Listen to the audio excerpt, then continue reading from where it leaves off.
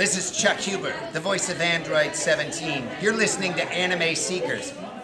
You better be, or I'm coming for you. Dragon of the Darkness, Flame! Jedi Squadron is a podcast run by the Anime Secrets website. Check us out at animesecrets.org for more anime, video game, tokusatsu, and now Star Wars content. Remember to follow us on Spotify, Apple Podcasts, YouTube, or wherever you listen to podcasts today. Hello, new Padawans, and welcome to the Jedi Squadron podcast. Here, you will be taking lessons in the many pieces of the Star Wars universe, whether it be the movies, animated series, video games, comics, and etc. This is your training into becoming a Star Wars fan as part of the Jedi Squadron. May your training go well, and may the Force be with you, young Padawans. What is going on, Star Wars Nation? This is the Jedi Squadron podcast, and I am your host, Nathan Desab. And I'm Rizwan Merchant. And today, on May 4th, this is our 1-year anniversary of the Jedi Squadron podcast. We thank all of our listeners for such a great year, to start off, and we're looking forward to many more years. But in celebration of our 1-year anniversary, we are going to be reviewing original trilogy. We're taking a look at Return of the Jedi, which, is kind of fitting because little bit of a fun fact here. Return of the Jedi was actually released exactly 6 years on the day after the original Star Wars movie came out. So, I mean, when you really think about it, it's kind of a fitting, way to celebrate our anniversary. Plus, it's also Riz's favorite movie, if I remember correctly. So, pretty cool way to celebrate our 1-year anniversary. Not only that, but also remember episode 1 of the Jedi Squadron podcast. You and I went out on May 4th and we saw Return of the Jedi in theaters. And we talked a little bit about that experience a year ago. Yep. So it's very fitting that through weird hijinks with our scheduling that we managed to wait until now to do Return of the Jedi. Yeah, but it's perfect timing. It's like a fate. Yep. So, I think we're all one with the Force, and the Force is one with us now. Absolutely. But, Return to Jedi is my favorite of the original trilogy, and probably still my favorite across all 9 main movies. Mm-hmm. So, I'm really excited for this one. Yeah, so am I. So, we're going to start off, as per usual, with our reviews, with a brief history. The movie, it quickly entered production following the Empire Strikes Back success. Once again, George Lucas was not directing. For those who are curious, he basically chose not to direct The Empire Strikes Back due to issues with his mental health. So, and I'm assuming that he probably chose not to direct this movie for similar reasons. Irving Kershner, who directed Empire, chose not to return to direct because it took him 2 years to finish Empire. So the original choice to direct this movie, and this is kind of insane since, this guy is a huge name in the directing world, was actually Steven Spielberg, who Lucas had just finished working on another movie with him, Raiders of the Lost Ark, the first Indiana Jones movie. But Spielberg couldn't take the role because he and Lucas were having feuds with the Directors Guild. So Spielberg was banned from directing at the time.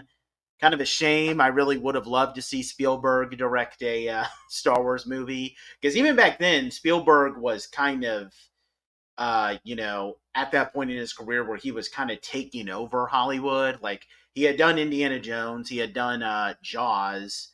I can't remember when the original E.T. movie came out, but just imagine Spielberg also directing a Star Wars movie on top of all those other great things that he did. That would have been insane. But Lucas was turned down by several directors, including David Lynch, David Cronenberg, and Lamont Johnson. And eventually Richard Marquand was chosen to direct the movie. Although Marquand was apparently not all that easy to work with because his assistant director frequently had to step in to help direct some sequences. Apparently he had a good relationship with Harrison Ford, But Hamill and Fisher felt that there was too much favoritism toward Ford. And unlike Empire, where Lucas had very little involvement, Lucas was much more involved in the production of this movie because Marquand was very inexperienced in terms of directing special effects.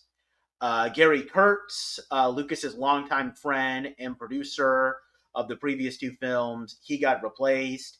There's rumors that Lucas fired Kurtz because he and Lucas were clashing over the idea. Like, Lucas had this idea that people cared more about the spectacle of the film rather than the story, and that's why Lucas fired Kurtz. But then there's other sources that say that Kurtz just quit on his own, and he was replaced by a Howard Kazanjian.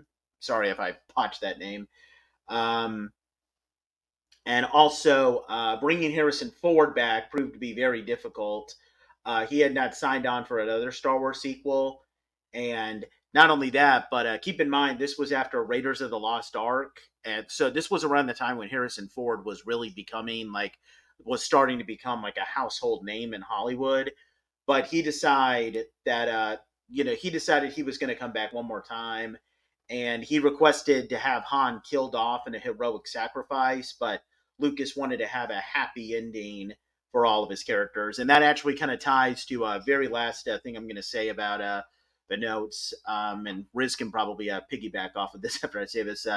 The original ending of the movie, it was going to feature. So it was roughly going to be the same where Vader still heroically sacrifices himself to kill Palpatine, but then Luke takes Darth Vader's mask and puts it on and says, "I am Darth Vader," and he wipes out the entire Rebel Alliance, and Leia is the galaxy's new hope. Now, this was ultimately changed because, like I said, Lucas wanted a happy ending for all of his characters. But yeah, that was one of the original endings. And did you know about that original ending, Riz? I didn't know about that until just now. And I'm really glad they didn't do it because that would have destroyed everything we know and love today about Star Wars. But it's also interesting that two things you mentioned that they wanted to have happened couldn't happen in Return of the Jedi kind of happened later in a different form. So, one, spoilers, but not really. Han Solo does end up dying in Force Awakens. So, Harrison got his wish, a couple decades later. But then, more interestingly, is Luke's descent to the dark side at the end of this original ending kind of it's not a parallel to what we see happen in episode 8, but you do see Luke kind of questioning, is he able to do what he's doing despite the fact that, you know, he had some issues building up in the interim between Return of the Jedi and the new sequel trilogy. Mm-hmm. So it is interesting to see these ideas come back again decades later under new ownership. Kind of makes me think that some of these stories stuck around in the production world and people were trying to make them happen years later. Yeah. There are some other interesting fun facts about this that I'll talk about in the fun facts section. But Yeah. that's like one of the huge alternative endings. Which, I mean, I also kind of wonder like if that's how it ended. But then Lucas did the whole prequel trilogy. Would we have to wait another 30 years to see? Well, maybe over 30 years actually to see what happens to our heroes after you end the original trilogy on such a dark note. You know what I mean? It'd be kind of weird if they went to the prequels after, you know, the original trilogy with that ending, because Yeah. would you really be rooting for Vader at this point at all? Yeah, that's true. Or have as much interest, or would you have enough interest to even go see the movie? Hmm. Because it'll just be guy who was a good guy everyone loved turning into an evil guy again.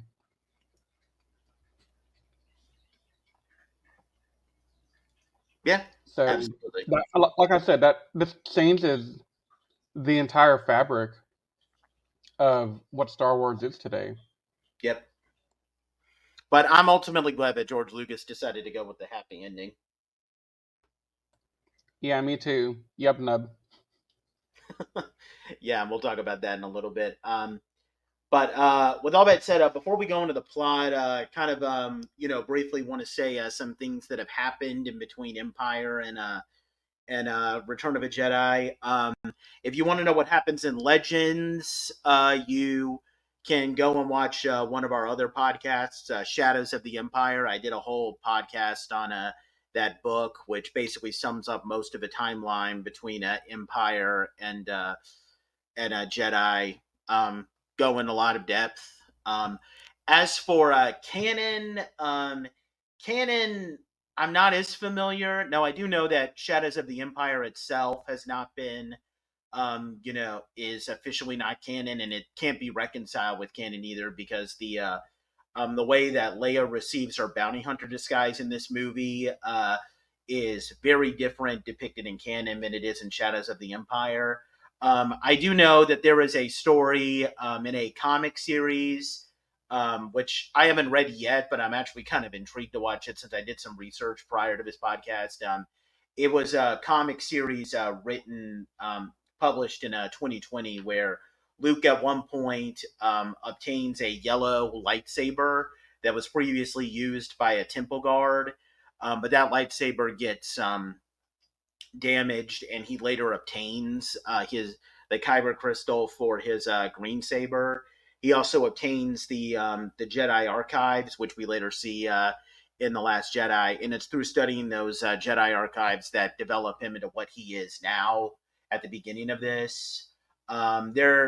There's some other things like with Palpatine, and Vader going through some antics, and like Boba Fett at one point loses Han Solo, but then manages to get him back, to my knowledge. And there's apparently now a comic that's coming out that Riz told me about. It's supposed to come out soon, that has our heroes engaging in semantics, and they're also bringing back Sabe. And for those who don't know who Sabe is, she's Padme's handmaiden that appears in the Phantom Menace. She's played by Keira Knightley, the one who disguises Yep. herself as Padme for most of the movie. It Um, actually comes out today on May the 4th, which is also coincidentally this year Free Comic Book Day. oh, I'm, So, I'm yeah, definitely want if to be you checking out that. what? I'm definitely going to want to check that out. I mean, I can tell you right now, I'm going to the comic book store as soon as I can today. Yeah, and So, and maybe that'll give the official canon explanation of Luke building his new lightsaber. Because so far in canon, we've only been shown how he can obtain the kyber crystal, but we're not shown how he's constructed that, unless they are going to canonize this deleted scene that is actually in Return of a Jedi. There's a deleted scene right before on Tatooine, right before it cuts to C-3PO and R2-D2 walking through Tatooine. There is a deleted scene that shows Luke making like the finishing touches on his hilt and then activating the saber. So maybe they consider that canon, but I don't know. Maybe that comic will give an I should explanation. have made that canon, and they should have kept it in. They should not have deleted that. Yeah, they absolutely should have kept it in. I was mad when I first found out that was deleted. Yeah. But with that said, to go into the plot of Return of a Jedi, this is roughly a year, maybe a little less than a year, but some significant time has passed since The Empire Strikes Back. And the first part of the movie revolves around our heroes, Leia, Luke, Lando, Chewie, and the droids. They infiltrate Jabba's palace to try and free Han Solo. And we see them go through a series of shenanigans and all that, which finally ends with them freeing Han, and Jabba the Hutt is killed, and then they regroup on and while the rest of the crew regroups with the rebellion because they're getting ready to make a stand against the Empire by going after the second Death Star because the Empire is building a new Death Star. Luke goes to Dagobah, where Yoda reveals to him the truth that that Darth Vader is his father, and he'll only be a true Jedi if he confronts Vader. And Luke is unsure, but eventually Luke decides, I'm not going to kill Vader, but I believe that there is still good in my father. So so Luke joins Han and his crew when they're sent to the forest moon of Endor. They have to deactivate the shield generator in order to allow the rebel fleet to commence an attack on the Death Star. And but Luke, when he begins to feel Vader's presence, he surrenders himself and he confronts Vader and Emperor Palpatine, who has arrived on the Death Star. And in the end, Luke Luke gets into a duel with Vader. Palpatine is trying to tempt Luke to join the dark side by like showing his friend suffering because Palpatine set a trap for the rebellion. And in the end, Luke ultimately overpowers Vader, cuts his hand off, but before he can actually do it, he realizes that, he stops himself just short and he gives up. And Palpatine says, okay, well, if I can't turn Luke to the dark side, then I'm just going to kill him. So he tries to, and that's when Vader can't bring himself to just watch his son be killed. So he stands up and kills Palpatine, but he ends up dying in the process because Palpatine's Sith lightning damaged his suit. And the rebellion destroys the Death Star. Luke gives Vader a proper funeral. We actually find out, I forgot to mention this, that Luke and Leia are actually sisters, brother and sister, they're siblings, due to Obi-Wan tells him on Dagobah. And the movie ends with the rebellion celebrating the defeat of the Empire, and all ends happy handy dandy. So, Riz, I just spoke for like a couple of minutes. What do you think about the plot of Return of a Jedi? So, like we said in the beginning of the podcast, this is my favorite movie. And so, obviously, I love the plot. Um, Mainly love it because we're dealing with a lot of different character development and just hero's journey type stuff. So Luke's on that journey from being this little farm boy from Hickville, nowhere, and suddenly becoming what is now known to be like this mystical um, practitioner of some ancient magic that's not been seen for 30 years. And the backwash world he comes from, never even heard of, really. So I like that journey that Luke's been going on all this time. And, I like all the callbacks to how this movie helped set up a lot of the things that you see in the prequel trilogy. Um, Namely, the fact that, you know, Anakin had twins. You see that detail in episode 3. You see a lot of that stuff going on. And just, I don't know, I just liked the evolution of the characters overall. I mean, to me, and it's probably going to start sifting a little bit into character. So I don't know if you want to give your thoughts before I go into this, but Yeah, all I'm gonna say about the plot is that I do think that maybe they spend a little too much time revolving around like the stuff with Jabba and having to free Han and everything. That's uh where it kind of gets bogged down just a little bit. But ultimately, like when we get into the stuff with Han with Luke and Vader, it's some of the best stuff in the original trilogy, and I feel yeah, like happy ending is great. So, I mean, it's there are some cases where it kind of feels like in some ways this does kind of feel like a stereotypical sequel because they do repeat some stuff. Like we have another Death Star, and they also add in some like kind of cutesy, funny comic relief with the Ewoks. Even though I don't really mind the Ewoks Hmm. that much, but at the same time, The it's Ewoks unfair to. are amazing. Yeah, I know.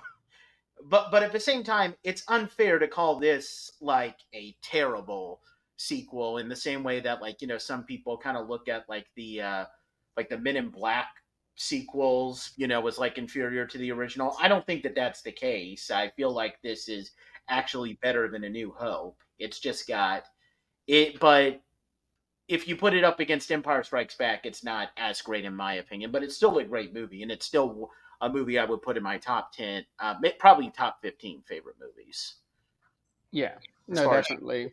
concerned. And I'm kind of curious.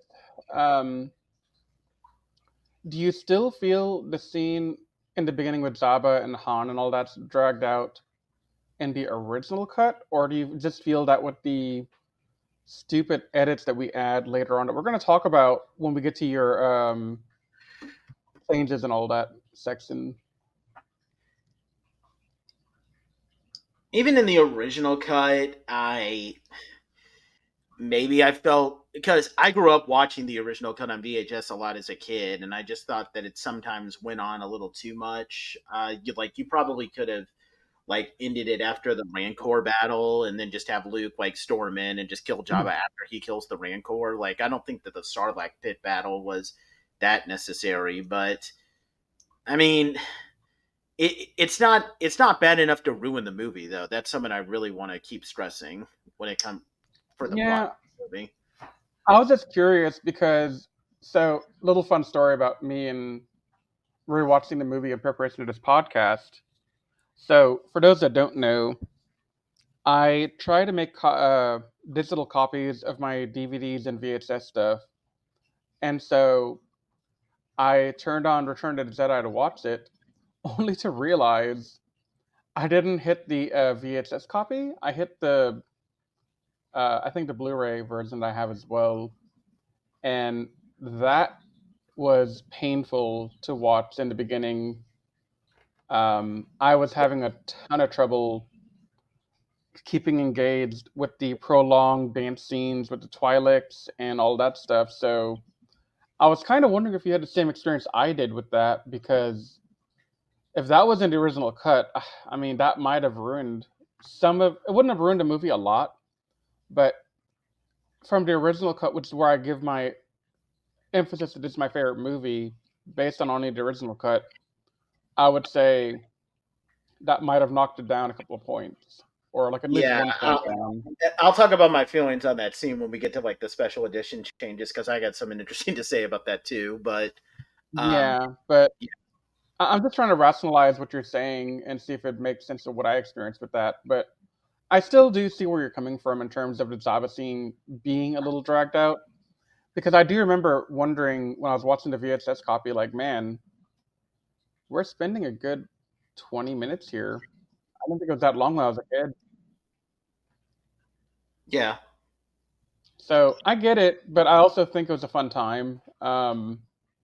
and to their credit, like there's no way that you could have done this without cutting all those Jabba scenes out because you have to free Han in order for in order for him to be there. So I I recognize that like the writers were kind of in a situation where they had to include all of that. So I'm not going to fault the writers in too much. Like they did the Oh, best no. in the situation that they were in, and I applaud them Yeah, for that. yeah, definitely. But yeah, that's my quick thoughts on the plot. You want to hop into the character stuff? Yep, totally. Okay, so let's start off with Luke, given he's the main character, and I have a lot of thoughts about him. Yep. So, Luke, to me, like I said, he was kind of like that hillbilly hicktown kid, grew up in the middle of nowhere, destined to be a farm boy rest of his life type of thing. And, in the first two movies, Luke's a bit more uncertain, a bit more apprehensive in terms of the Force, the Jedi way, his greater destiny, and all that. But I think the time he spent with Yoda in Empire has done a lot to help Luke gain the confidence that he's showing in Return of the Jedi. And I mean, obviously, there's some stuff from the novels that are also kind of going to lean into that. Like Shadows of the Empire, I think helped kind of frame Luke and his character into being more confident because now he understands some of the stuff that goes into being a Jedi. Like at least he understands how to use the powers better. He can Yep. handle a lightsaber. He can do some Jedi mind tricks. And I think he can even feel with the Force a lot better. So I think Luke has grown a lot in this one. Um, and there's that scene at the end when he and Vader and Palpatine are all having their moment of, you know, reckoning, basically. Palpatine's trying his best to seduce Luke to the dark side, like he did with Anakin, but because Luke has been so recently doctrinated into the Jedi way, he hasn't really had. So I'm going to pull in some stuff from our Bad Batch season 2 review here. No, yeah, I think it was in season 2 we did that, or maybe it was Tales of the Jedi. No, it's Tales of the Jedi. I'm sorry. We've done a Yep. lot of podcasts lately. Um, yeah, in Tales of the Jedi, we see Dooku kind of question the Jedi Order, and that kind of fueled his desire to be easy to be molded into a follower of Palpatine. And if you watch the prequel movies, Anakin's the same way. He has a lot of misgivings with everything, which he didn't really have when he first got in, like when he first got brought into the Jedi Order. He was pretty gun ho that he wanted to do this. He wanted to be a good Jedi Knight, etc., etc. I think Luke, at this point in the series, he was first of all he has no Jedi Order to fall back on to give him all the doctrination and all that. He's, from what I can surmise from piecing together stuff from the sequels, the original trilogy, and the prequels, Luke is basically self-teaching himself a lot from Jedi Temple archives, holocrons, or whatever. So he's learning the Force on his own way, and it's in a way that's different from Dooku and Anakin and all the others because the Jedi Order is not there to kind of, I don't want to say pollute his mind, but definitely make him maybe a little bit more malleable to the dark side of the Force. I don't know. What do you think of that take?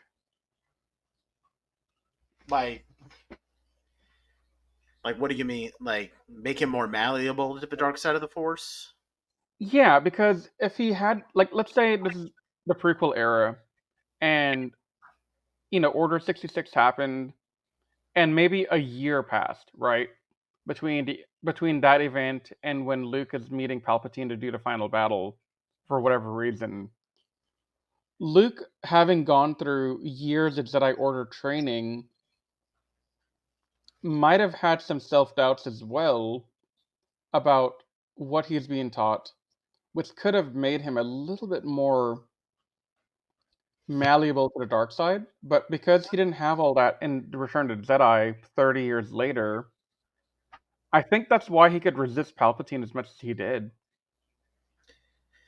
I I feel like you have a point there, but it may also just be kind of. I think it relates more just to the fact that like he's seen what the dark side can do to someone because he's seen what it can do to his father.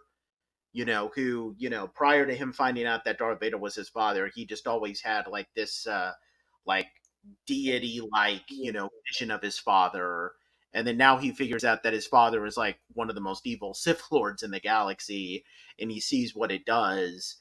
I feel like, the moment where like he looks down at like his robot hand and, sees that like he's cut off Vader's hand, which was also a robotic hand, that's when he realizes that, he's becoming more like Vader. And, he might also, remember the his moment in the cave where where he cut off Vader's head and then the head exploded open and then there's his face in there, which that actually haunts him quite a bit in Shadows of the Empire, which I know it's not canon anymore, but I mean, like, so I feel my take is more that the reason why he's able to resist Palpatine is because he's seen up front in his family what the dark side can do to him, can do to someone. Yeah, I definitely think that also is a big role in it, seeing, you know, the visions in the cave and all that. I definitely agree with you on that. I just think it doesn't hurt that he didn't have the Jedi Order around to kind of teach him the way and make him question the more stringent parts of the dogma that's there. Yeah, that's true too. Because like even in because like Luke's Jedi Order is a bit more like, I don't want to say flimsy. I mean, it's not going to go on to be like, but it goes on to be not entirely like the original Jedi Order. Because in I don't know how it's going to work out in canon, but in Legends, like Jedi can get married. in and Right. I was about to say, Mara Jade is a yeah, character that I know a little bit about.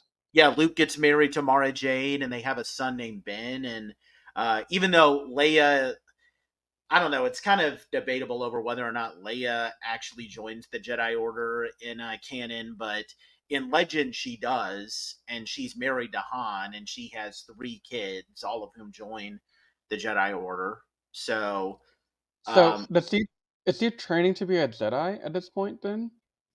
In Legends continuity?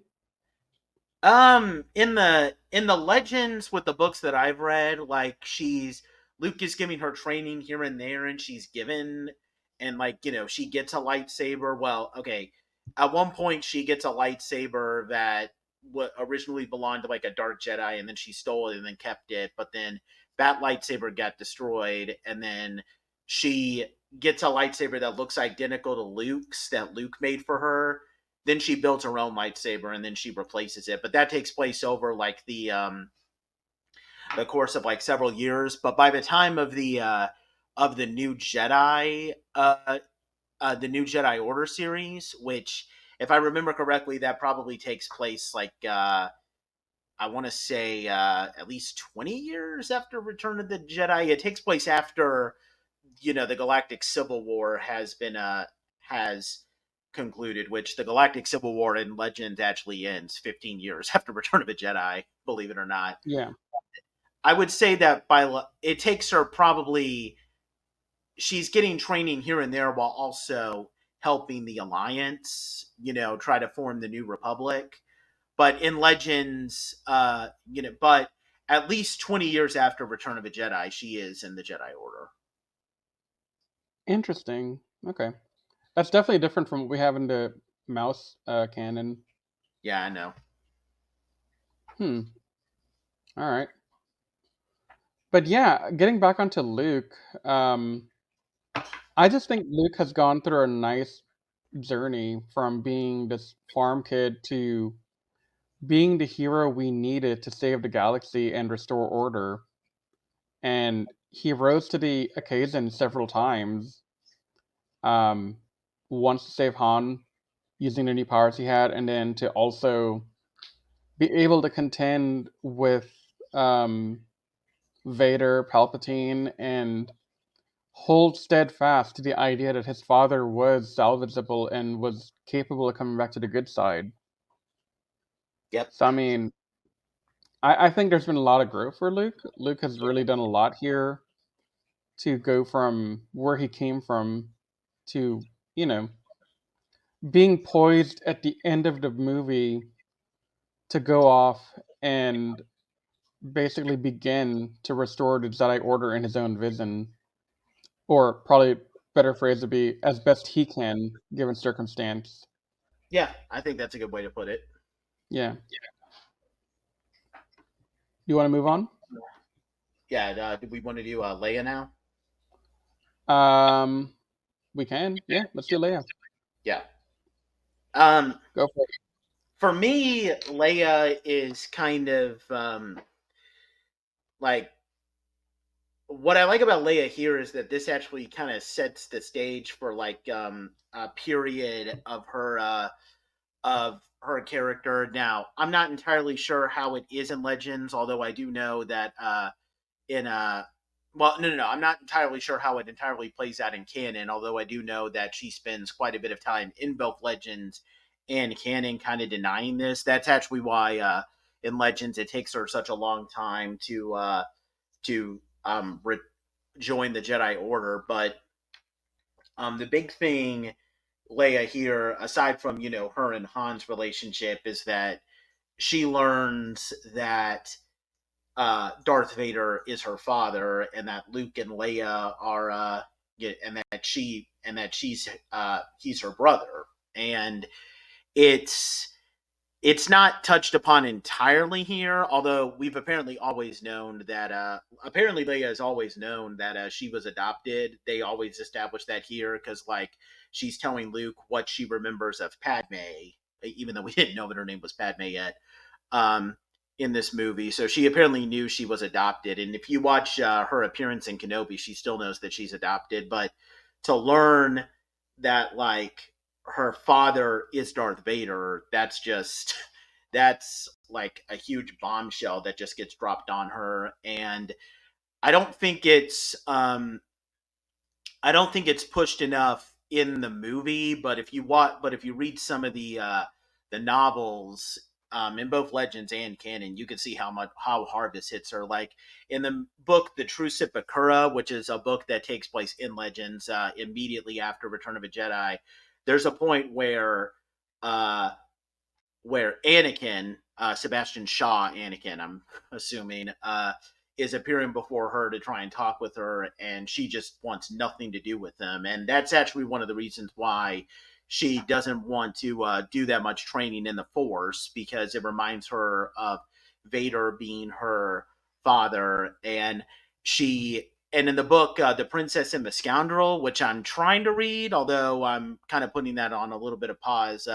I've read enough to know that that book picks up immediately after Return of a Jedi, and Luke tries to talk with Leia a little bit about what happened, with Vader, because Vader's last words to Luke were, "Tell your sister that there was still good in me."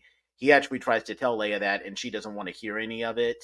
So I guess what I like the most about Leia is that it kind of sets the stage for this point in her character, and I'm not entirely sure if she just how she grows to accept Vader as her father. Although I do know that she's kind of accepted that by the time of the book Bloodline. Uh, but aside from that, I mean, Leia's doesn't do as much here. I probably like her character the most in The Empire Strikes Back, but it does set the stage for a great period of her character after this series, after the original trilogy ends. Yeah, I think I agree with you. Leia was the strongest in the original trilogy in Empire, but definitely all three movies in the original trilogy helped to create the Leia that we see in the sequel trilogy. Uh, General Organa, as you may.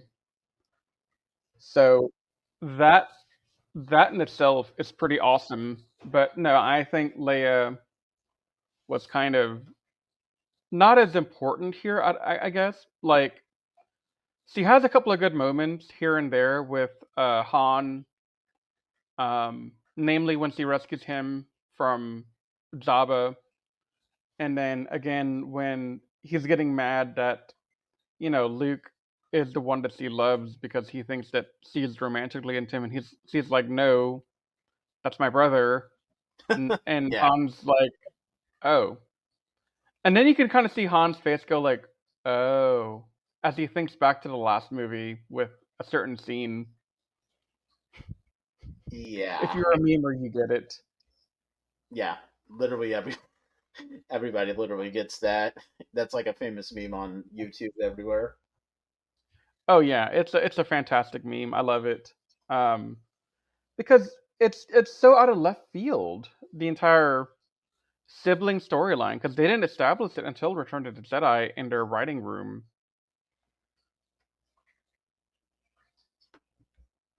Yeah, and as Splinter of the Mind's Eye kind of laid out, this idea that like Luke and Leia were going to be brother and sister was not an idea that he had right from the starting gate, despite what Lucas might Yeah, say. yeah. Do we want to move on to Han? Yeah. So Han is he's the same guy he was in the last movie. Um, honestly, he doesn't get a lot of screen time in my opinion. The most screen time he gets is on, with the Ewoks in Endor, but he's still the same smug character that's, sarcastic and a badass. The only big difference between him now and a movie and a half ago is he's a bit more invested in the rebellion, and he's not worried about money because, well, the debt to Zaba's been paid because Zaba's dead thanks to Luke. Yep. So he's able to focus more on his budding love life with Leia. He's got more time to focus on helping the rebellion, but I don't know, man. He doesn't really get a lot here. Yeah, I kind of wish that they left in this other deleted scene where there's a deleted scene that takes place immediately after they've killed Jabba, where everyone is like where they're going through like a sandstorm in order to find the ships, and once they find it, like Luke says so this scene is still in the movie, but in a different way. Where in the final cut, it cuts to the Falcon and Luke's X-wing flying away, and then Luke says, "Hey, I'll meet you back at the fleet." And then Han says, "Hey, thanks for coming after me." But there was an original cut where that scene is shown a bit more dramatically, where like they're struggling to get through a sandstorm, and then they go on, and then Lando goes on the Falcon to warm it up, and Luke says, "Hey, I'll meet you guys back in the fleet." And then Han says, "Hey, well, why don't you just leave this ship and come with us?" And then Luke says, "No, I have a promise to keep." He's talking about Yoda, and then there's like a brief moment where Han is saying like, "Hey, Luke, thanks for coming after me." And then Luke says, don't mention it." And then Han says, "No, being trapped in that carbonite is the closest thing to like being dead that I'm ever going to experience. So I am going to be thinking about it." It's a simple scene, but I kind of wish that they kind of kept that in, and you can still see it on YouTube, although the audio is really is really bad because like them speaking is like completely like overridden by the sandstorm, so it's kind of difficult to watch, but it's still a nice little scene to watch, and I really wish that they kept that for Han because it's a nice little thing between him and Luke. Yeah, that's a scene that I've seen on YouTube before, and I agree with you. That should have been kept in. Um, the things that they choose to delete, I understand why they delete them for the sake of time and movie convention and all that. But dear God, man, if they had kept all this stuff in, these movies would have been on an even higher level than they are now. Yeah, I mean, there are some deleted scenes that I don't mind that them cut, like Palpatine hinting to Moff Jerjerrod that he should shoot the Death Star at Endor to like kill all of Luke's friends. I mean, I kind of I wouldn't mind seeing that just because it shows the humanity of an Imperial officer. But I mean, that isn't such a big deal. But like the scenes that like show our heroes, like our scenes with our heroes, those things still need to be kept in, including the part where they find the Falcon while going through a sandstorm. But transition. Do we want to move on to Lando now? We can, but I don't know what to say about Lando because Well, okay, I do have something to say about Lando. Now that I think about it for more than 5 seconds, um, Lando in the Empire, I liked him. He was kind of a suave, slick-tongued guy, just out there trying to do his own thing. And seeing him, you know, deal with the ramifications of his Cloud City being under temporary or maybe permanent Imperial control by Vader and all them, sparked nudging him towards the role that he took in the rebellion, because he went from having no role in the rebellion to being a general and leading the charge of the rebel fleet against the Death Star Mark II. Yep. And I think that's a pretty cool thing for Lando. But honestly, everything I just said is an inference. You're not really given a chance to see a lot of it on screen. Like, I'm inferring the reason he's here in the rebellion is because he's kind of traumatized by what Vader did on Cloud City, but we don't see it. I'm inferring that um, he's doing all this stuff because he wants to get back at the rebellion at the Imperials, but also he wants to help his friend Han. But again, we don't see a lot of it. Literally, we see him in the beginning as a background character in Jabba's palace, and then he's there for the gunfight. And then next time we see him, he's a general. Like, we don't get a lot of screen time with him until he's in the Millennium Falcon with that little creature that I don't know his race name of anymore. His name is Nyan Nub, and he's a Celestin. There we go. Yeah, Nyan Nub. Like, not the best character to kind of work off of for a character who's kind of going through that whole thing that I'm inferring. Like, he's definitely fun. He's having a lot of fun doing the stuff. He's um doing a great job being a military general, but a couple of throwaway lines explaining how he went from being a nobody to being a general would have been nice. Yeah. It's like, it's also like, I saw a meme the other day that made me kind of question this a lot too.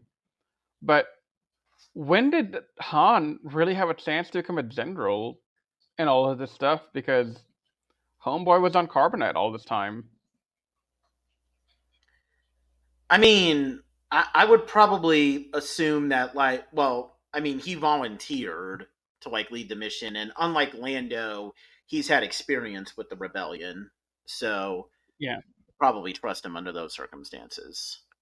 I mean, yeah, it's just, there are certain things that I kind of wish we saw more of, and those are two things that I wish we'd seen a little bit more of. Yeah, And I understand the movie would have gone from being a 2-hour movie to maybe a 3-hour movie, but dude, I don't think anyone would complain. Not a I single would. person would complain. I mean, Return of the King is Return of the King, the Lord of the Rings movie, the original theatrical version, that cut is 3 hours long. And if you watch the extended version, that's almost 4.5 hours long. And that's without them doing the Scourging of the Shire stuff that happens at the end of the book. So, and nobody complains about how long that movie is. So, I will never complain about that. I will always be like, yo, let's go. I'll watch the whole marathon, extended cut only. yeah. Like, I wish we had the extended cuts for the original trilogy somewhere, but I don't think the footage survived all that well. Yeah. Um, but yeah, I would probably agree that Lando. I mean, I still like Lando, but he definitely got the short end of the stick in this, and I think he's. I mean, it's pretty cool with him like leading the Battle of Endor, and I always love his whole like yeehaw thing after he escapes. That's just a fun clip that I always love to watch as a kid and even now. But yeah, he probably was at his best in Empire. I mean, that scene is what I kind of meant when I said he was having fun. Yeah, absolutely. But yeah, let's carry on. We want to talk about Chewie real quick. Ah. I mean, Chewie is just Chewie in this movie, honestly. Like, There's nothing really with Stewie to talk about that we haven't already said in the first two. yeah, but he's still an awesome character. Agreed. R2D2 and C3PO are still pretty epic characters as well. Um, I think the funniest part is just watching R2 kind of boss 3PO around in the beginning because 3PO is like, "How could you? How could he sell me?" And then R2's like, "No, just follow along, no big deal." And then he just knocks him off the cruise ship, no big deal, into the sand. And I'm just like, "My man, you got a lot of confidence there."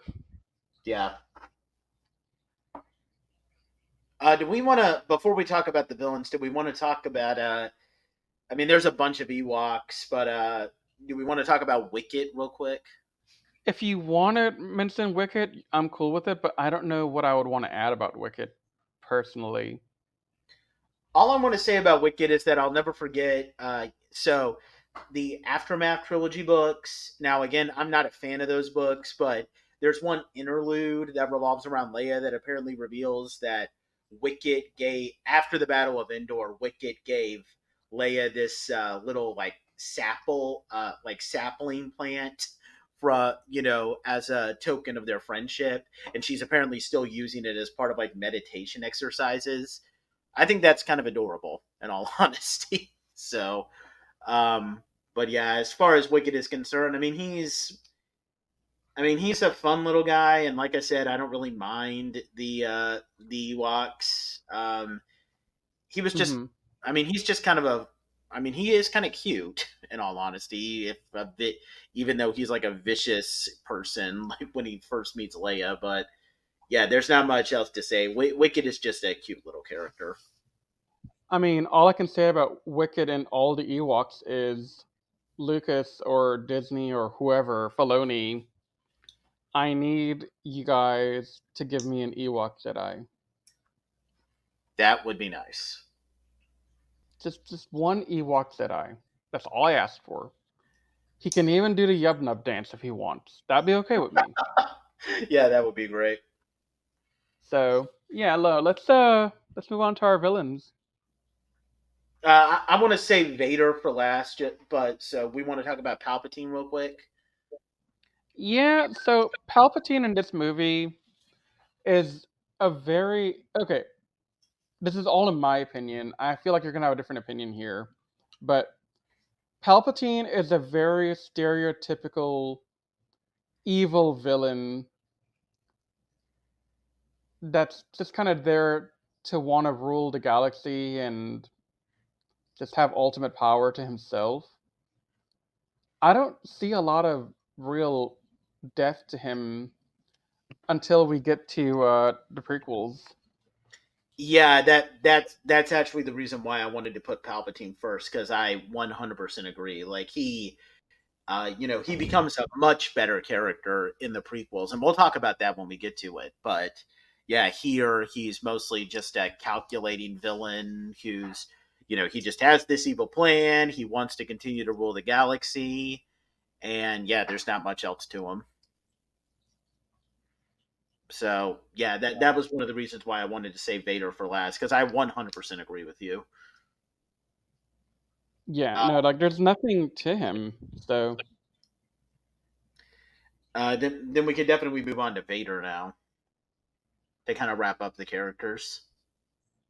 okay, Um, for me, like Vader scenes are the reason why I love this movie, why I do love this movie, and why I would rank it just under Empire. Because I know, but I kind of aired some criticisms at this movie, but the stuff with Vader is absolutely amazing. Because the scene in particular that really makes Vader for me is the scene where Luke surrenders to him on Endor, and he's having this conversation with Luke where Luke is first is insisting, "Hey, I've accepted that you're my father, but I'm not accepting that you are Vader. I'm accepting that you were once Anakin Skywalker." And at first, Vader is just rejecting it, saying like, "Hey, don't call me that. I'm not Anakin Skywalker anymore." but over time, like, you can see a little bit of humanity in him, because there's a point where Luke is telling him, like, listen, search your feelings, father. This isn't the real person that you are. I can feel the good within you. And rather than just give like some scoffing remark that, like, I'm not Vader, I'm not Anakin, I'm Vader, he instead says, in a really like sympathetic sounding voice, he says, quote, "It is too late for me, son." Almost as if like that line alone says so much about Vader at this point, where maybe deep down he knows that he's done all these terrible things, and he knows that Palpatine has used him and all that, but he's already done all these horrible things. There's no going back from it. Like, he's killed all these Jedi. He's killed millions of other people in all the missions that Palpatine has sent him out to do in the past, whether it be during Rebels or like in between Clone Wars and Rebels, or heck, even between like Rebels and the original trilogy. He's done all these horrible things, and he knows that they're Yeah. horrible, but he thinks that it's too late for him to be redeemed.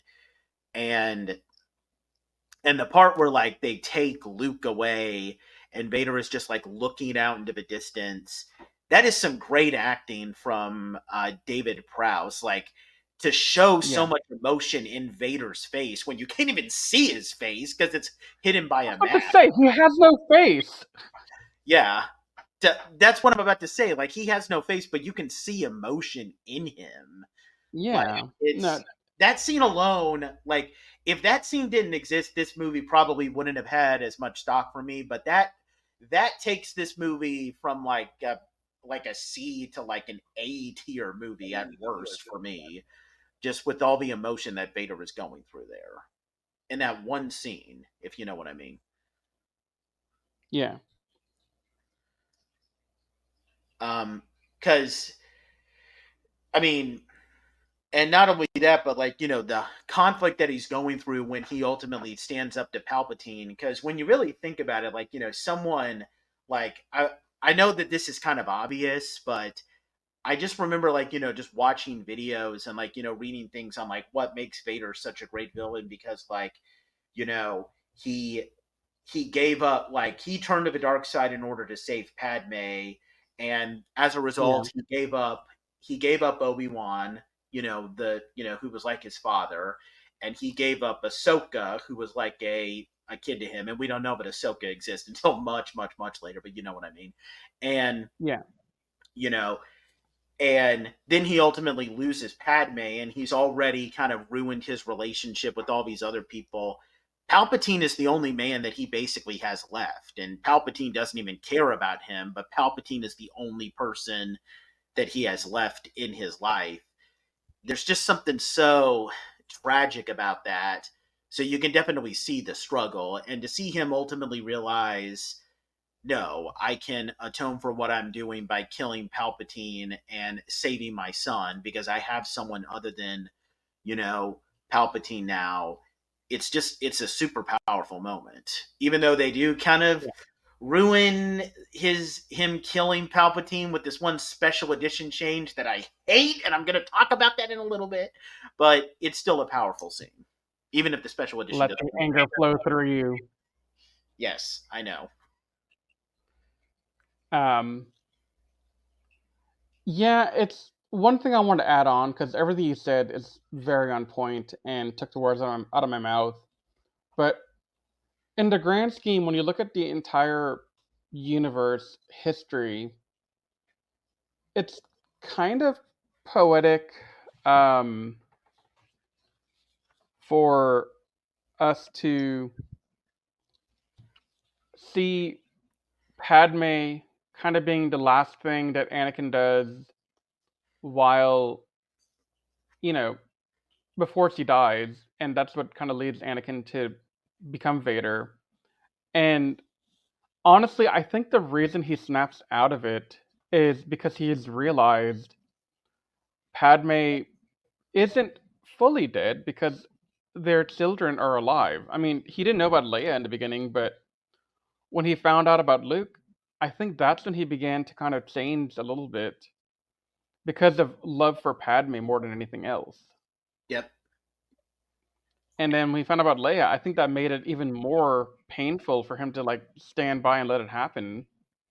So he had no choice. He had to break free, as you may, because he saw hope again. For, 30 years, he didn't really have hope. Hmm. He just felt like he was destined to do whatever Palpatine wanted because he failed to do what he set out to do. He failed to save Padme. In a fit of rage because Palpatine seduced him, Hmm.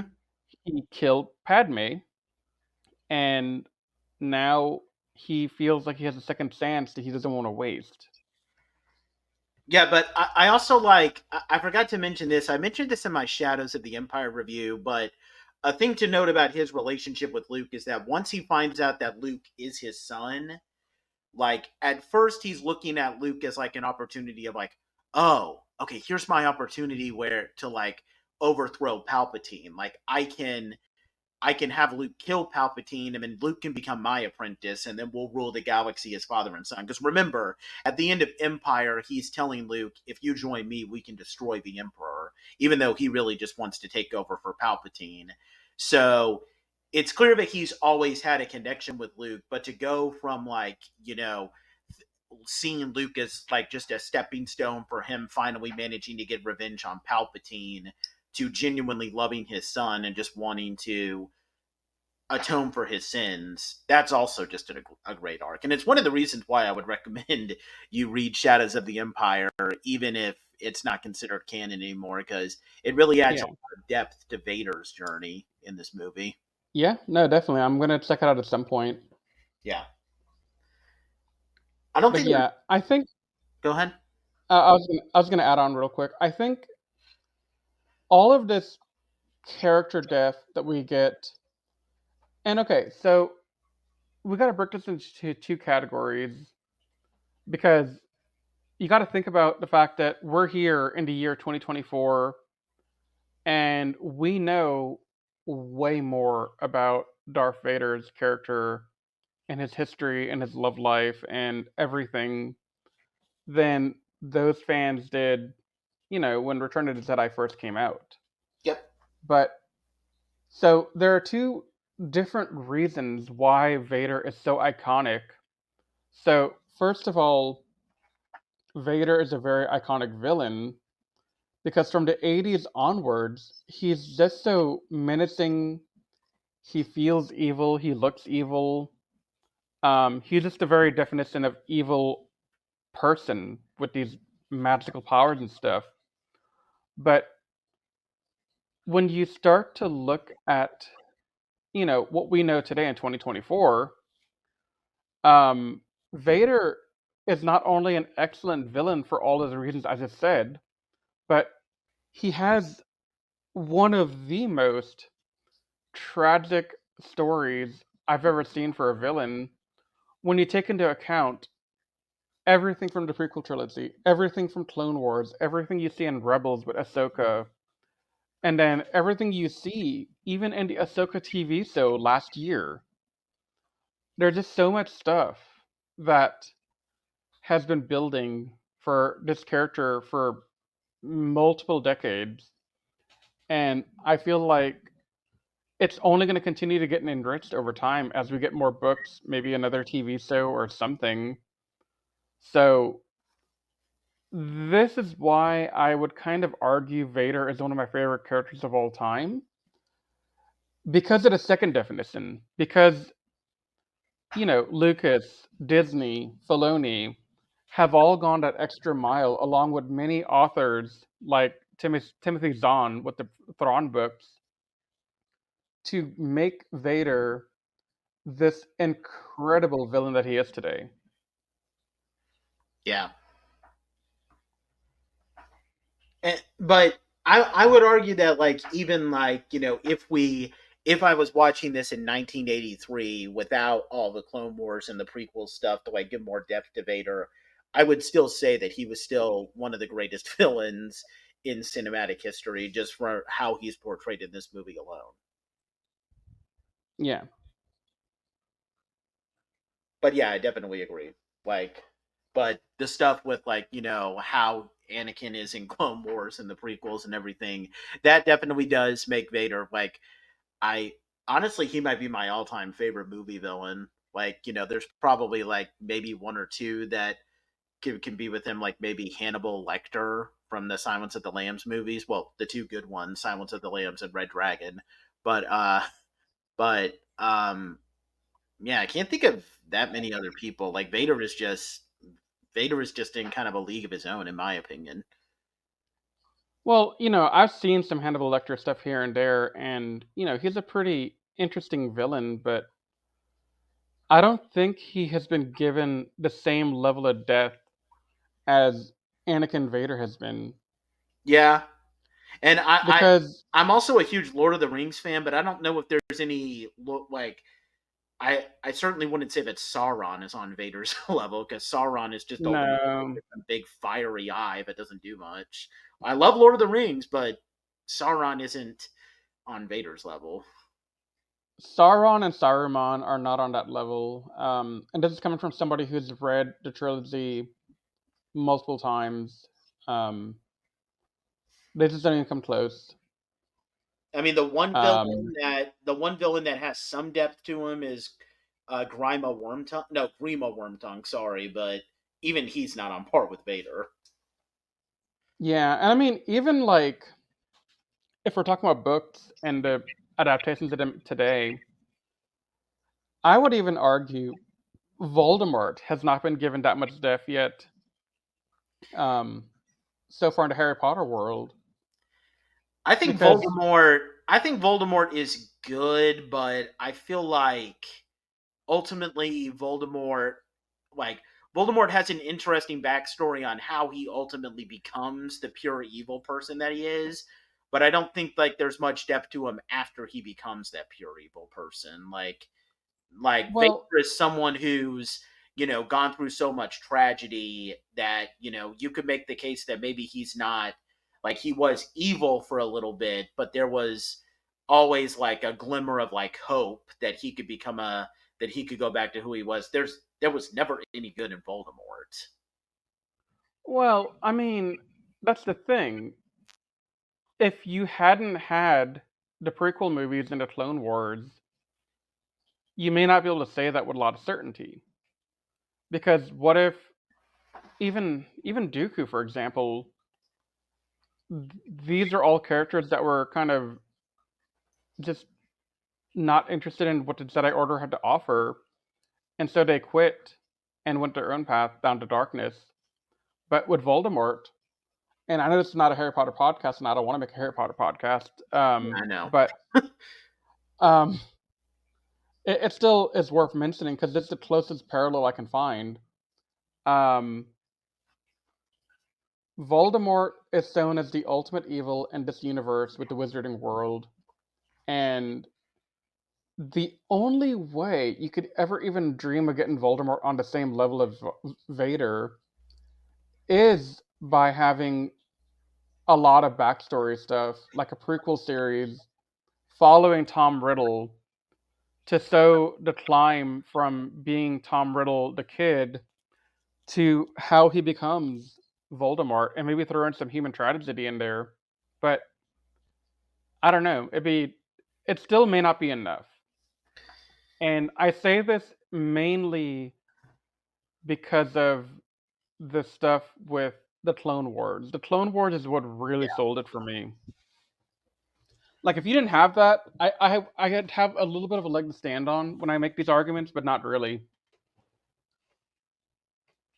Yeah, that's fair. But I mean, one other villain that might, although even then, I don't want to even entirely give him that much credit because everybody criticizes this for being like a ripoff of Star Wars.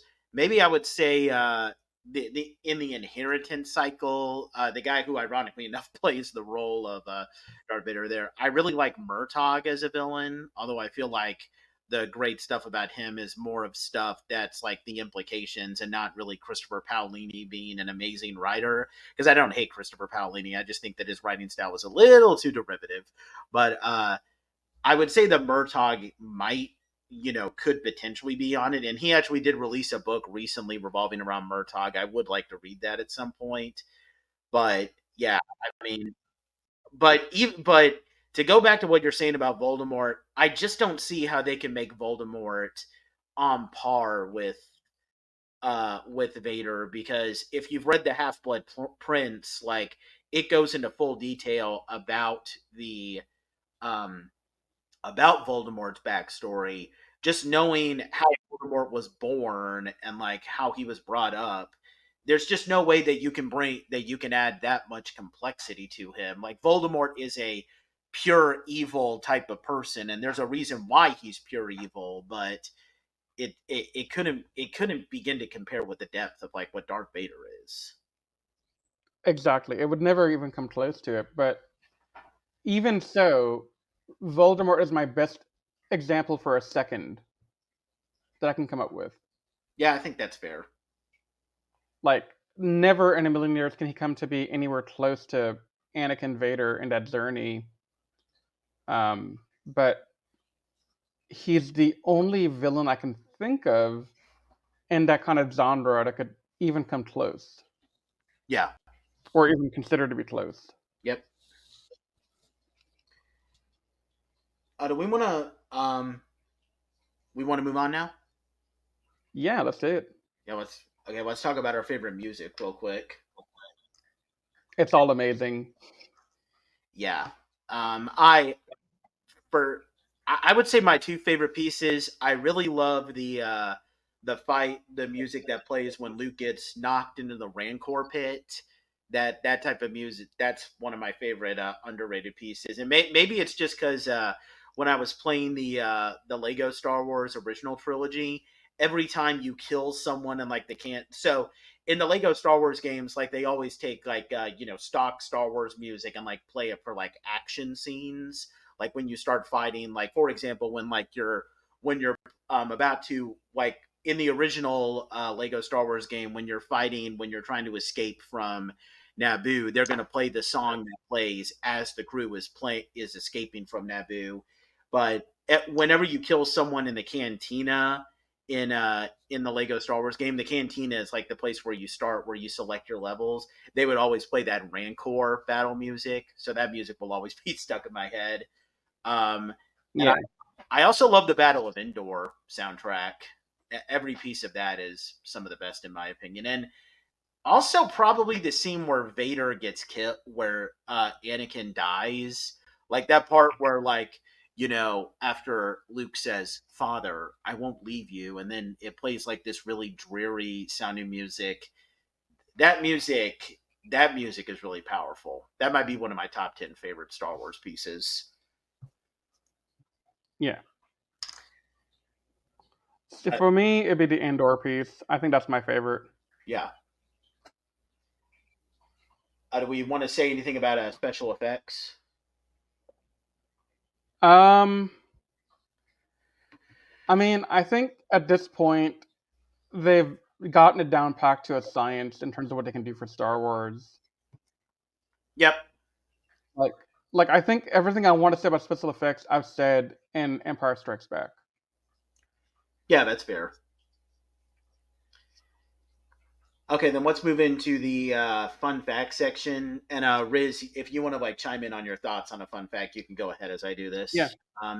Okay. Okay, so a first big thing is that so originally Alec Guinness did not want to return. By this point he was dealing with a lot of frustrations over being associated with Obi-Wan. And he also didn't want to like have a role where he's basically going to be saying expository dialogue in front of a green screen. But ultimately, Alec Guinness decided to return because he wanted to respect George Lucas, because he and George Lucas had a good relationship. Um, Early scripts apparently had Obi-Wan returning from the dead to have a bigger role. Lucas wanted to explore the idea of Obi-Wan becoming, quote, more powerful than you can possibly imagine. Kind of glad that they didn't go that route. Yoda was not in the original script, but they put him in because they felt the scene at Dagobah was needed to help tie up some loose ends. They basically wanted to have another character confirm Vader to be Luke's father so that the audience would have no doubt. Um, so apparently, when Lucas wrote this movie, the original title was Return of the Jedi, but the studio executives at 20th Century Fox felt that the title was too bland, so they convinced Lucas to call it Revenge of the Jedi. And Revenge of the Jedi was the title for this movie, and it held up until the very last minute. In fact, there's actually a few teaser posters that were released to the public that have the Revenge of the Jedi name on it. But finally, just before the film was, about to be released, Lucas finally changed it back to its original title because revenge is not something that the Jedi seek. And I agree with George Lucas on that. It should not have been called Revenge of the Jedi. I'm glad they were able to recycle it for episode 3, though. Yeah, I was about to say that too. During the Sarlacc battle, Anthony Daniels suffered a panic attack while filming the part where 3PO was attacked by Salacious Crumb. That's Jabba's little giggling rat-looking thing. This resulted in his lines having to be dubbed over in post-production. Luke's new lightsaber was originally meant to be blue, and we can actually see this in some promotional material. But because the blade blended in with the skies of Tatooine during the Sarlacc battle, Lucas changed it to green. So this is the first time that we see a green-colored lightsaber in Star Wars. The chase sequence on Endor with the speeder bikes was accomplished by having an actor walk through the forest with a camera. He filmed 1 frame per second, then he sped up the footage to show 24 frames per second, giving the illusion of a forest passing by at high speed.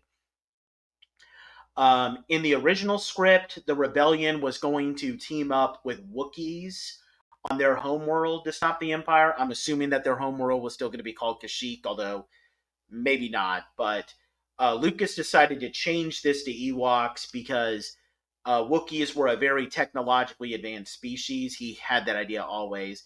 And he wanted to show the Empire falling to a more primitive species. And apparently, in hindsight, Lucas has said that his inspiration for such an idea was the Viet Cong emerging over the technologically superior United States in the Vietnam War. Because George Lucas was very, very, very critical of the Vietnam War, and the Ewoks were kind of one of his inspirations for that. And apparently Ralph McQuarrie, one of the concept artists, I think we mentioned him in one of our Rebels reviews. He was very unhappy with the Ewok concept, and he walked off production before the film was completed. So there's one guy on the production team that didn't care for the Ewoks. Originally, the role of Wicket was going to be played by Kenny Baker. He also plays R2-D2, but he had to withdraw due to food poisoning illness. And then unknown 11-year-old dwarf actor Warwick Davis would play Wicket. And that would actually be his breakout role, because now Warwick Davis is actually a very successful actor. He had a bit role in The Phantom Menace. You can see him sitting next to Watto during the pod race and laughing at Anakin when his pod has stalled. He's appeared in all 3 sequel trilogy movies. And to bring up Harry Potter again, he has played Professor Flitwick, the Goblin Charms professor and head of Ravenclaw House, in all of the Harry Potter movies. So that's pretty cool. I thought they had different actors for Flitwick in different Harry Potter movies. No, I looked that up. Apparently, the guy who plays him in the first 2 movies, directed by Christopher Columbus, is the same guy in all of the other movies, just with a different. He just looks way different. Yeah. Interesting. All right. Didn't know that. The lightsaber hilts in the movie were actually reused props. All of Vader's lightsaber hilts had disappeared, so his lightsaber prop was a reused version of Luke's saber from The Empire Strikes Back, and Luke's saber was a slightly recolored, reused version of Obi-Wan's saber from A New Hope. The now iconic line spoken by Admiral Akbar, "It's a trap," was actually "It's a trick" in original scripts, but they changed it due to it testing poorly with audiences. Like I said at the beginning, Return of the Jedi was actually released on the same day as A New Hope, exactly 6 years apart. Casting the Emperor came down to a decision by the rather youthful Ian McDermott. Ian McDermott was considered originally due to him being much more able to walk around and sustain all the makeup, or the much older Alan Webb. Now, ultimately, Alan Webb was cast, but he became ill, and that resulted in Ian McDermott now getting his now iconic part. And as we all know, because Ian McDermott was a very young actor at the time, that basically enabled him to come back for the prequels and voice Palpatine. I mean, he's voiced Palpatine in Tales of a Jedi and Rebels, and he came back for Rise of Skywalker. So, as much as it's a pity that Alan Webb became sick, we can definitely say that turned out for the better, because Ian McDermott, I mean, he wasn't as great in this movie, but yeah, he would go on to make the part really iconic. So I think we can all agree that Ian McDermott playing the role was really great. The role of Moff Jerjerrod, he's the commander of the second Death Star. Two actors apparently auditioned for this role. One of them, they're both critically acclaimed actors. There's Ben Kingsley, who Ben Kingsley's been in everything, and Alan Rickman. Many people will know Alan Rickman for playing Snape in Harry Potter. Okay, how many times are we going to reference Harry Potter in this podcast? Too many. Yeah. Dennis Lawson, who played Wedge, he had his name misspelled in the closing credits. His name is spelled with one N, but the credits have him credited as Dennis Lawson with two N's. This resulted in rumors that he wasn't actually in the movie, even though he was.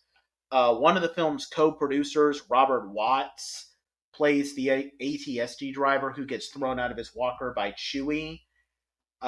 This was supposed to be given to General Veers. He's the commander of the Imperial forces on Hoth, but since Julian Glover didn't play the role, they gave the character a different name. Some other scripts, after Lucas decided on the happy ending, was going to show Luke walking off alone, like a lone cowboy into the desert, now a hero of the galaxy, but Lucas once again changed it since he wanted a happy ending.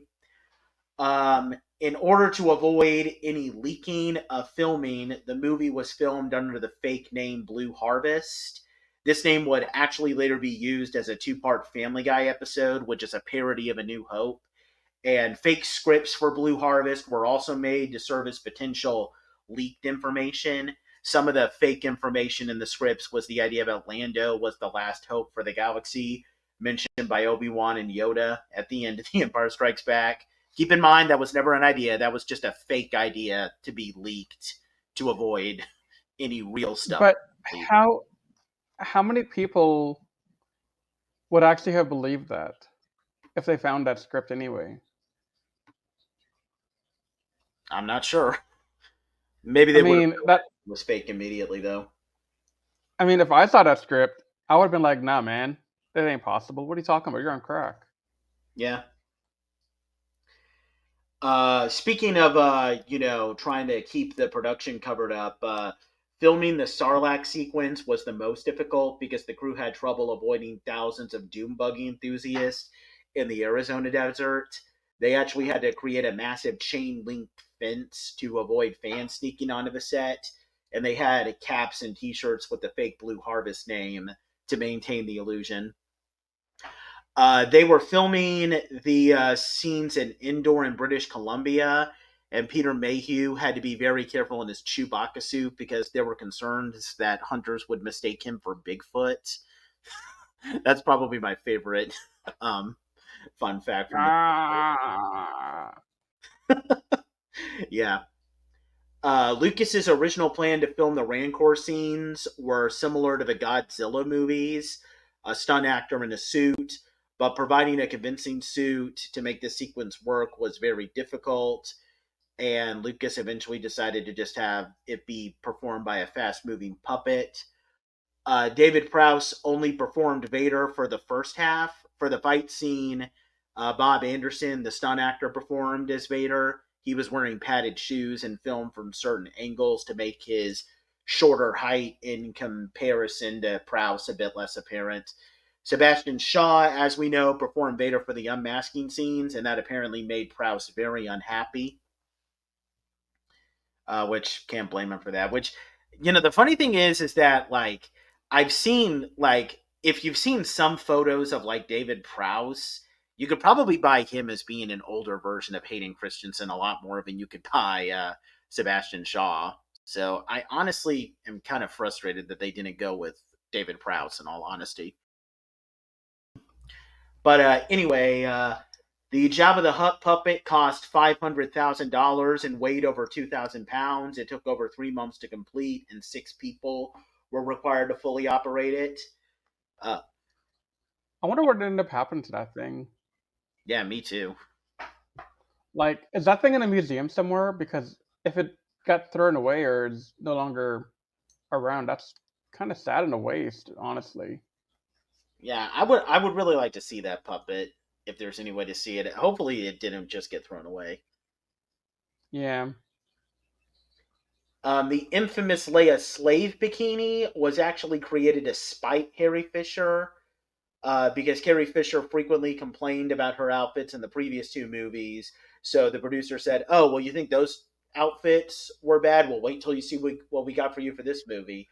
And apparently, the metal framework holding the top of her bikini together didn't work well, and there were some frequent wardrobe malfunctions. Like, poor woman. If I remember correctly, her exact complaint was her outfits in the first two movies did not let her wear any undergarments because they would set lines of the underwear when she's walking around in the white outfit. And so the production crew was like, hey, let's bite her by making her wear only underwear this time. That's just so cruel. It really is. But the fun part is though about it all is that Carrie Fisher took it all in such stride that in interviews later, she's out there just cussing out Lucas and just having a good old time with it. Like, it's unfortunate she had to go through that experience because the experience she had to go through because of them was not as cool. But I'm glad she was able to at least own it and get back at them in interviews later on. Yeah. You want me to continue? Yeah. Leia's bounty hunter helmet has the number 1138 written on it. That is the film's obligatory reference to George Lucas's THX 1138 film. The scene of Leia strangling Jabba the Hutt is actually meant to be a homage to the death of Luca Brasi in the original Godfather movie. George Lucas worked as an assistant editor on that movie. Early concept art featured the A-Wing fighters being painted blue rather than red, but they had to change the color due to difficulties in filming with blue screen effects. But there are blue-colored A-Wings that appear frequently in some animated content in comics. I think there were some blue A-Wings in Rebels, if I remember correctly. This film marks the first time the TIE fighter is mentioned by name. As Lando leads the Rebel fighters into the Death Star, he says, and see if you can get some of those TIE fighters to follow you. Return of the Jedi is the first film to use the THX sound system. That name is also a homage to Lucas's THX 1138 film. Early promotional material features two hands holding up a lightsaber. Obviously, these are meant to be Luke's hands, but believe it or not, the actual arms in the picture are George Lucas's. So that's pretty cool. A wax figure of Harrison Ford was used for the now iconic shot of Han being unfrozen from carbonite. And finally, at Jabba's palace, the shot of the droids entering Jabba's throne room was very difficult because R2 couldn't roll down the stairs. So the way that they got around this was they moved the shot as 3PO approaches Jabba alone, and then R2 eventually makes his way back into the shot. He was actually manually hauled down the stairs by some crew members. So, yeah, those are all the fun facts. So, do we want to move on to the special edition changes now? Yeah, let's do it. I don't think there are that many of them anyway. Yeah.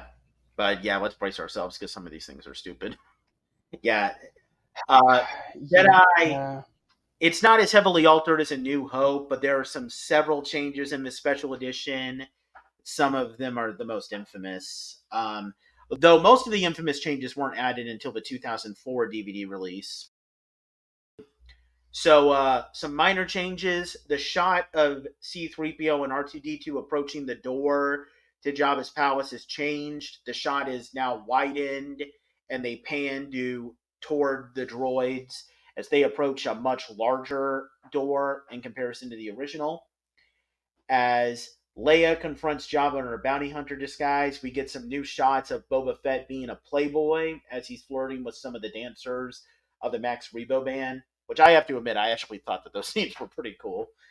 Um, the lighting and heating effects as Han is freed from carbonite are enhanced. There's a CGI Dug. A Dug is Sebulba species, Sebulba from the Phantom Menace. He gets inserted crawling through Jabba's palace as Luke arrives at night. There's a new CGI shot of Banthas wandering through the dunes of Tatooine before transitioning to a shot of Jabba's sail barge as it heads to the Sarlacc pit. That shot was not in the original. During the Sarlacc battle, ropes are added around Han's feet in the shot of Chewie grabbing him as he tries to help Lando. And they also change Han's line when he's aiming his blaster at the Sarlacc tentacle, and Lando says he thought Han was blind. In the original, Han says, "It's all right, trust me." In the special edition, he now says, "It's all right, I can see a lot better." Um, in the 2011 version, the scene where Leia meets Wicket is now changed to where Wicket now has eyelids and can be seen blinking. During the Battle of Endor, as R2 is shot while trying to break into the shield bunker, there's new CGI gadgets added to him as he completely short circuits. And just like with the original, the second Death Star's explosion has an added shockwave. Okay, now let's move on to the major changes. Everybody brace yourselves because all of these major changes are incredibly infamous, so you might want to skip ahead in this podcast if you get triggered by them. Um, so, Or if you don't want to hear me and Nathan yelling. yeah. The Max Rebo Band musical number at Jabba's palace is heavily altered. In the original film, the Max Rebo Band consists of 3 members. We have the Ortolan organist, Max Rebo, the Ketonak woodwind player, his name is Droopy McCool, and they have a Palowick lead singer, Cy Snoodles, who, believe it or not, actually later gets a bit more character shown in the Clone Wars, but that's beside the point. The band are shown performing the song Loptinek. Loptinek is done entirely in puppet work. In the special edition, there are new band members that are added. We have Weequay. Weequay is the same species as Hondo from the Clone Wars and Rebels, and a Klatooinian. I don't know what. There's no famous Klatooinians. They're both drummers. We have a Rhodian, Greedo species, and a Bith. Those are the people who played that's the whole Cantina band species. They're woodwind players. We get a Rhodian, female Twi'lek, and near human unnamed alien dancers and backup singers, and this Yuzum singer, and they perform a more jazzy Jedi Rocks song. The Yuzum and Cy Snoodles are appearing in CGI, although the Cy Snoodles puppet can be seen in one shot. And during the musical number, a new scene is added of Jabba's Twi'lek dancer falling into the Rancor pit and screaming as she sees the door open. I hate this change. I grew up watching the original on VHS, and then I remember once I was at a friend's house, and he wanted to, and we decided to watch Return of a Jedi. Little did I know that was the special edition. I had never seen the special edition before, and I just remember watching this jazzy number and just thinking, "What the hell is this? What am I watching?" I'll never forget that. It's kind of funny that I went most of my life never having seen this version of the movie because I don't think I saw this version of it until about 5, 6 years ago.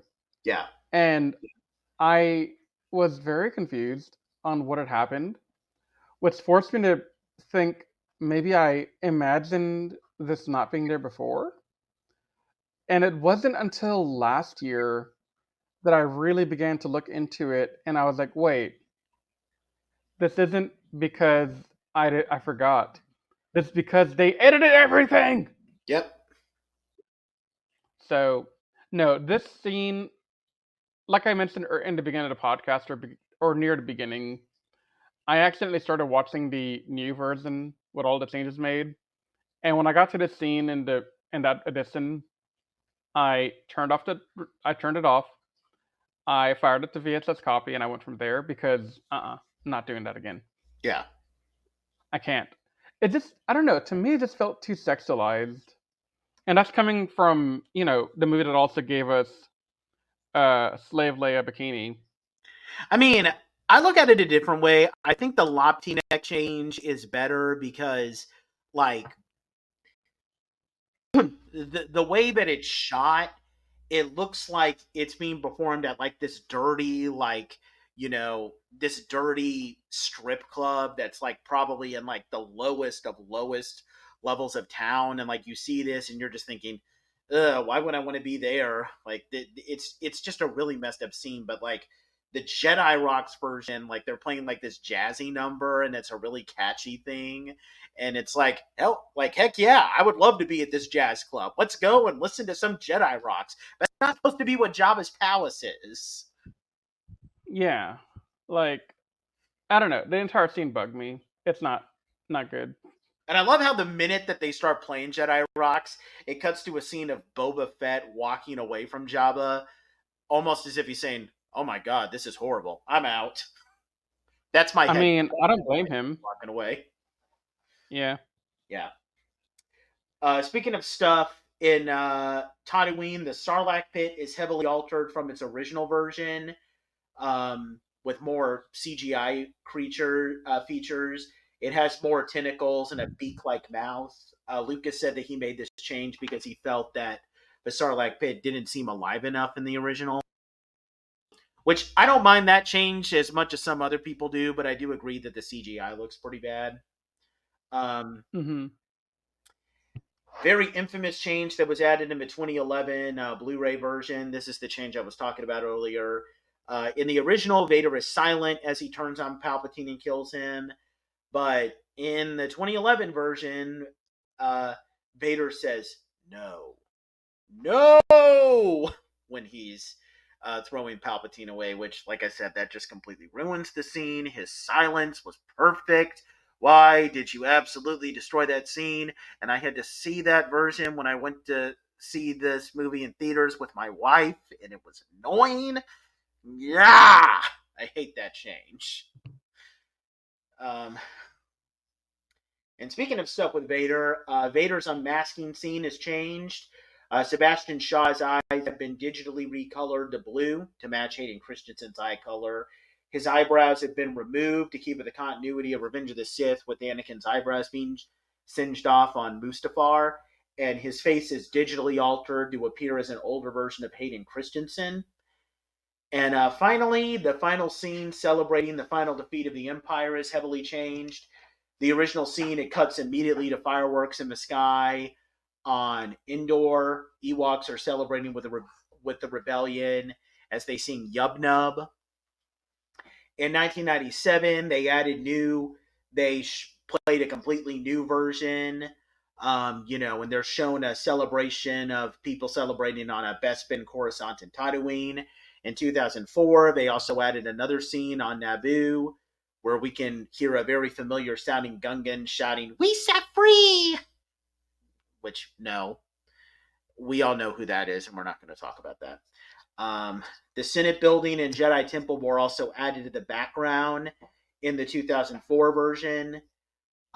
There's new shots of the Ewoks celebrating with Rebel forces on the ground.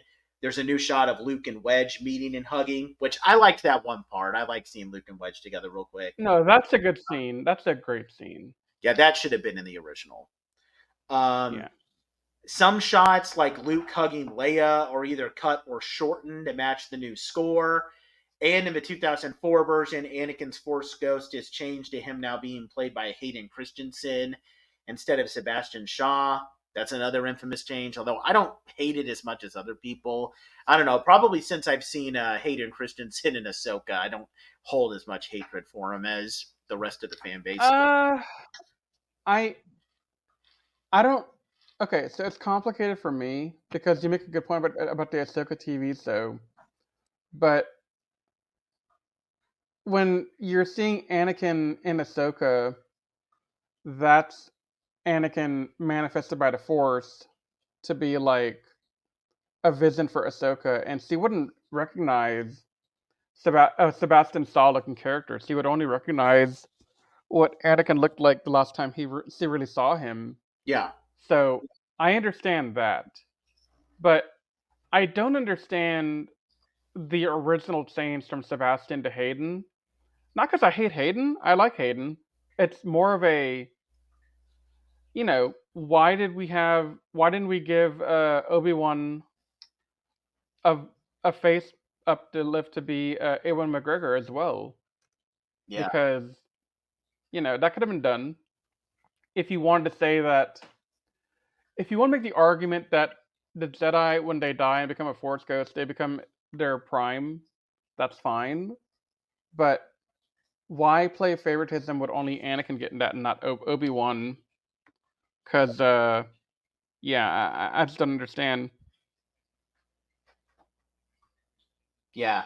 I apparently Lucas's explanation was that when Luke was that it was like Anakin was manifesting him the last time he was on the light side, which would be his Hayden Christensen version, but again, like he Yeah. was Sebastian Shaw when he was redeemed. So that just doesn't make any sense.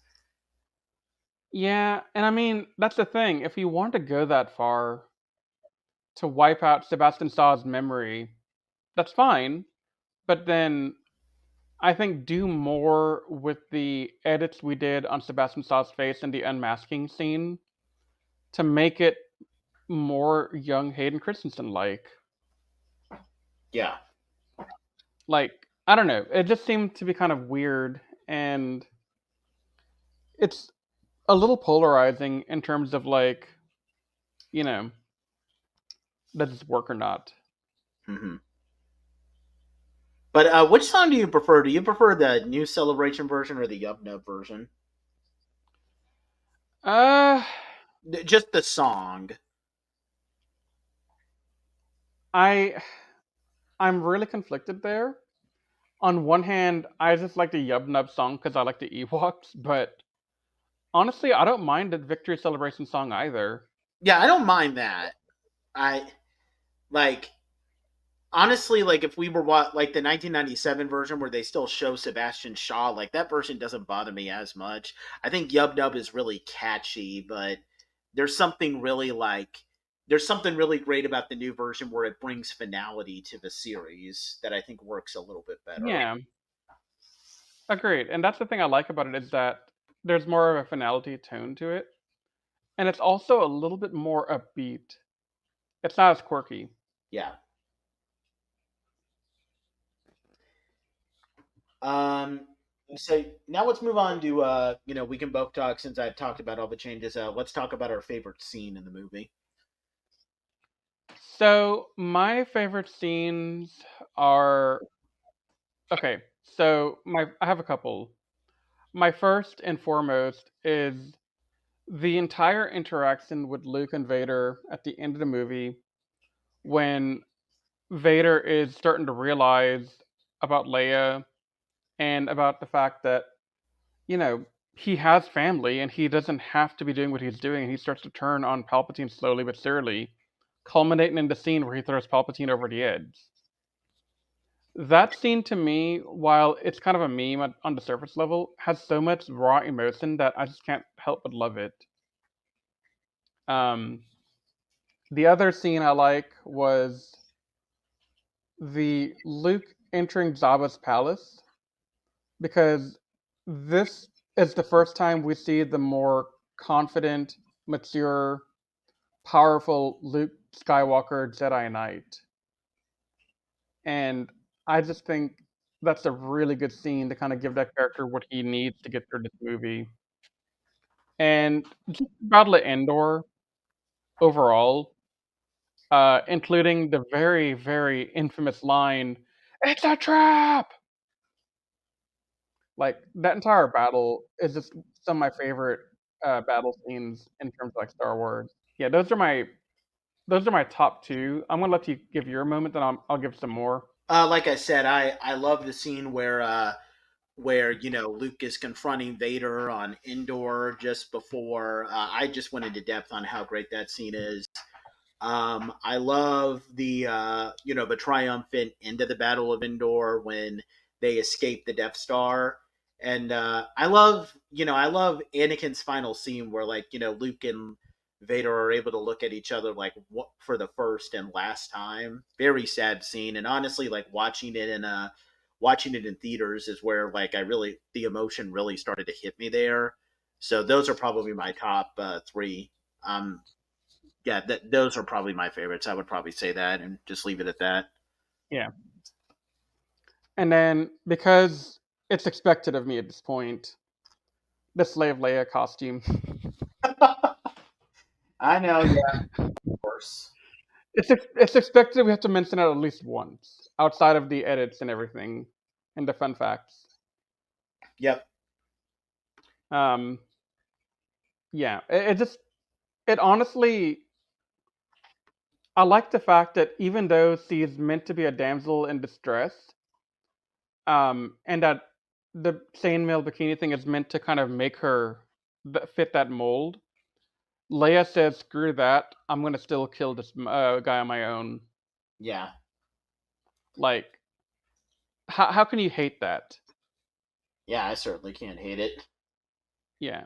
So, not even talking about the lewd whatever part of it, but just the sheer power of Leia in that moment is pretty awesome to me. Yep. Um, but yeah, Do we want to make a comment on our favorite Force moment? yeah. Do you got one? I mean, I liked Luke using his Jedi mind trick. That was obviously really cool. Uh, just being Yeah. able to see him accomplish that. I think that's the only major Force moment, though, because I don't remember him using it other than to just call his lightsaber to his hand later in the movie. So there are a couple of times that Luke uses it. He uses it in the beginning. I forget the character's name, but when he's walking into Jabba's palace, he is using a Jedi mind trick to try and convince. The Force. Yeah, yeah. He's trying to convince him to do certain things for Luke, and you can see him using the Jedi mind trick, and Jabba kind of scolds him, saying, "How dare you use the Jedi mind trick? I'm not that weak." Yeah. But my favorite Force moment is actually not from Luke; it's from Palpatine, and that's the Force lightning, because that's the first time it debuts in Star Wars franchise. Yep. So we're getting a new power to add to our repertoire of things that we can do with the Force. Yep. And that was awesome. Yeah.